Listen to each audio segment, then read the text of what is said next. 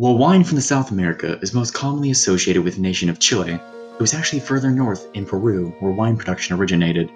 Brought over the Atlantic by the Spaniards in the 1540s, Bartolomé de Terrazas and Francisco de Querbants planted the first vines in Cusco, the epicenter of the Incan Empire. As time moved on, production soon migrated downhill to the land of Ica, known locally as the Land of the Sun. The coastal plains of Ica were well suited to viticulture, and the oasis of fertile land on the northern edges of the Atacama Desert soon saw vineyards popping up left and right. Viticulture was flourishing. In towns like Potosi, the largest city in the Americas at that time, wine had become so integral that parts of salaries were often subsidized with it. In Lima, bodegas and haciendas that supplied the city morphed into important political centers.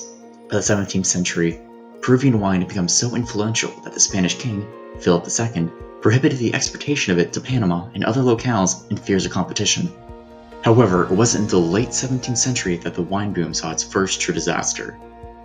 In 1687, a tsunami and an earthquake of an estimated magnitude of 8.4 to 8.7 on the Richter scale struck the southern coast of Lima.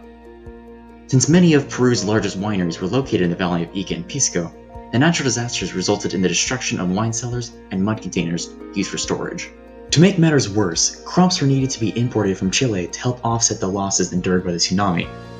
Although, it was soon discovered that many carried a fungal plague known as rust stem. Before long, it had spread like wildfire in Peru, and many of the surviving grapevines were destroyed to prevent further spread or risk. The final nail in the coffin that would kill off the Peruvian wine economy occurred in 1767. The Spanish crown had just begun a series of administrative reorganizations of their American colonies in order to strengthen governmental and fiscal control. These actions, known as the Bourbon Reforms, are associated by modern historians as an attempt to decrease the autonomy and confidence of the American-born Spaniards. A prime target of these reforms were the Jesuits of the Society of Jesus. While a missionary group in name, in practice they were much more. Shrewd businessmen, the Jesuits owned and operated a vast majority of vineyards in Peru. Additionally, many considered this organization to be the hand of the Church in the Americas, following the Counter-Reformation movement. This led to the Spanish crown fearing that those overseas might hold a stronger allegiance to an outside force rather than the crown. Relations between the Society of Jesus and the crown only worsened following the Esquilache riots. Named as such after the Italian advisor to the Bourbon king who enacted the law, Marquis de Esquilache, the riots were in response to the sumptuary law that placed restrictions on the length of voluminous capes and the breadth of sombreros. Exacerbated by a general unrest from a rising price of food, this was seen by many as an insult to Castillo pride.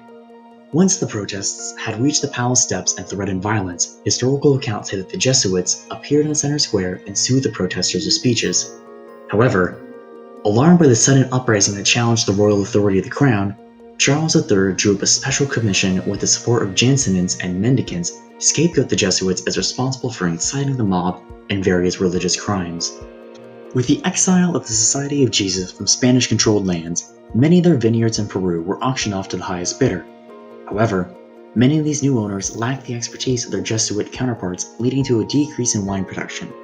In its stead, many opted for the production of pisco, a type of brandy made from the same grapes that was much easier to produce. Those that couldn't adapt soon became cotton fields to supply the ever-growing demand of the Industrial Revolution overseas. It wouldn't be until the early 2000s that the Peruvian wine market started to attract international attention once more. According to the economist Yana Goyena, the return of economic stability to Peru at the turn of the millennium allowed for renewed interest in viticulture. As of 2012, over 15,000 hectares of vines have been planted in Peru alone, producing over 650,000 hectoliters, with a positive trend and upward in years since. While still dwarfed in production in comparison to its neighbors, Chile and Argentina, the surviving Jesuit vineyards and many new ones are finally seeing use once more.